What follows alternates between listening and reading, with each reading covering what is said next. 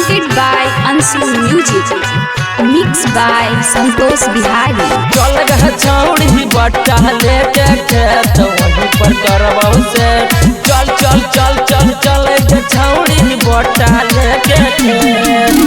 बाड़ा दिन छौड़ी तारा साइनी के अब की बदिए में धराइनी। बड़ दिन हमरा तोर सैनी गे छौड़ी बदिए में धराइनी। बधिए में धराइनी छौड़ी बधिए में धराइनी। बधिए में धराइनी छौड़ी बधिए में धराइनी। बाड़ा दिन छौड़ी तारा साइनी के अब की बदिए में धराइनी। बड़ दिन हमरा तोर सैनी गे छौड़ी बदिए में धराइनी।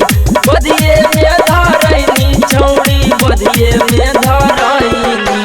बट्टा लेके जोइहे सरसों खेत ला भरोज तो भेंट। DJ विकास, अंसु रिकॉर्डिंग स्टूडियो मोहली चौक, मटियार कला सीतामढ़ी।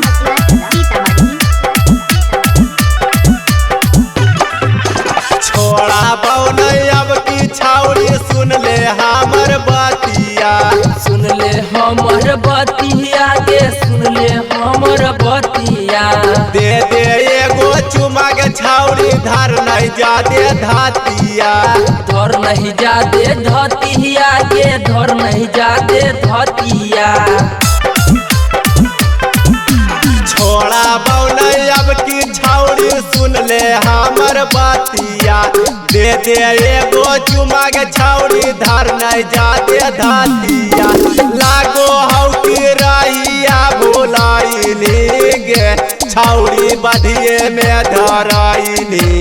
लगो हौ की रहिया भुलाइनी गे छौड़ी बधिए में धराइनी।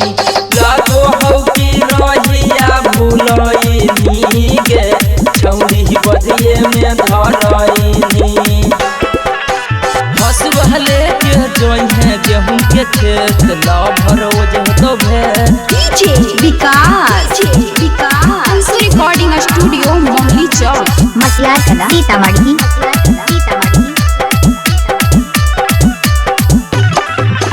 राइटरा हकौगे छौड़ी सचिन लाल बिहारी। सचिन लाल बिहारी छौड़ी सचिन लाल बिहारी। आबा की नहीं छोड़बोगे छौड़ी धर बउआ कबारी। धर बहुआ कहवारी गे धर बहुआ कहवारी। राइटरा हकौगे छौड़ी सचिन लाल बिहारी। आबा की नहीं छोड़बोगे छौड़ी धर बउआ कबारी। बिना टूके बड़ा दिन तरसाइनी गे छौड़ी बधिए में धराइनी। बिना टूके बड़ा दिन तोर साइनी गे छौड़ी बधिए में धराइनी। बिना टूके बड़ा दिन तोर साइनी गे छौड़ी बधिए में धराइनी। अंसु रिकॉर्डिंग स्टूडियो मोहली चौक।